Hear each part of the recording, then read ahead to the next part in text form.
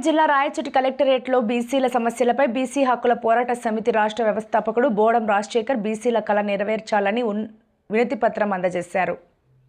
BC పితామహుడు బడుగు బలహీన వర్గాల బిందేశ్వర్ ప్రసాద్ మదనపల్లిలో విగ్రహం ప్రతిష్ఠించాలని కలెక్టర్ను విన్నవించారు. అలాగే కూటమి ప్రభుత్వం కలగ చేసుకుని మదనపల్లిలో బీసీ కాలనీ నిర్మించాలని కోరిన బీసీ హక్కుల పోరాట సమితి బోడం రాజశేఖర్, కొత్తూరు చిన్నరెడ్డబ్బ బీసీ కుటుంబ సభ్యులు పాల్గొన్నారు.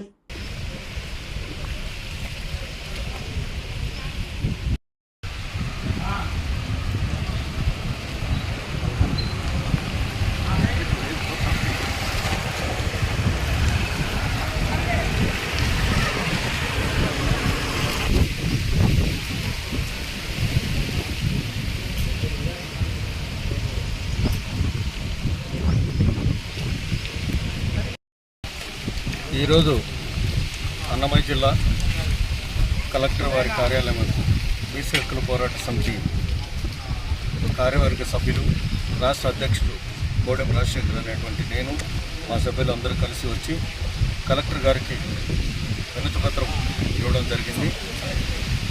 ఈ వినతిపత్రం ముఖ్య కారణం ఏంటంటే 15 సంవత్సరాలుగా బడుగు బలహీన వర్గాల బీసీల కోసం అహర్నిశాలు కృషి చేస్తూ ఎన్నో అభివృద్ధి కార్యక్రమాలకు ప్రజా సంక్షేమంలో మేము పనిచేస్తూ ఉన్నాము.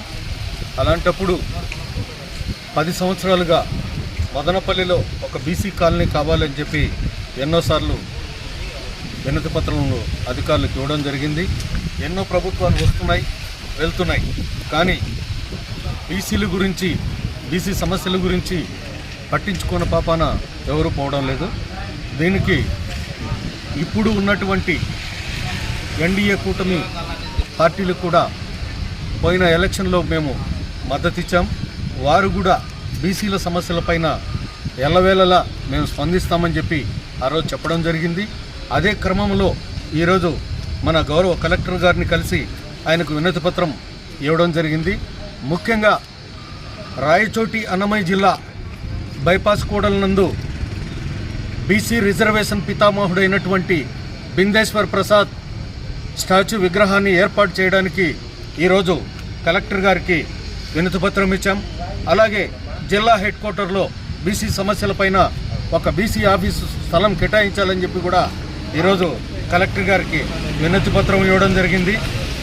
ముఖ్యంగా రాబోయే రోజుల్లో బడుగు బలహీన వర్గాల వారిపైన బీసీలపైన జరుగుతున్నటువంటి అన్యాయాల దృష్టిలో ఉంచుకొని ఈ రోజున బీసీలకు ఒక ప్రత్యేక చట్టం కావాలని చెప్పి ఒక డిమాండ్ను కూడా మేము ప్రభుత్వం ముందు తీసుకురావడం జరుగుతూ ఉంది.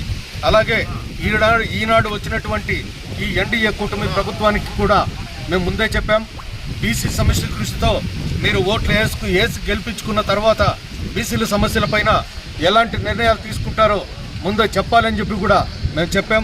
నామినేటెడ్ పదవులు కానీ ఇప్పుడు డైరెక్టెడ్ పదవులు కానీ ఇప్పటిదాకా సపోర్ట్ ఇచ్చి మేము గెలిపించినటువంటి వాళ్లకు మాకే మీరు ఏ పదవి ఇవ్వకుండా జాప్యం చేస్తున్నారని చెప్పి ఇలాంటి జాప్యాలు ఇకపైన చేస్తే మేము డిమాండ్ చేసే కార్యక్రమాలు వేరుంటాయని చెప్పి ఈ సందర్భంగా తెలియజేస్తున్నాను.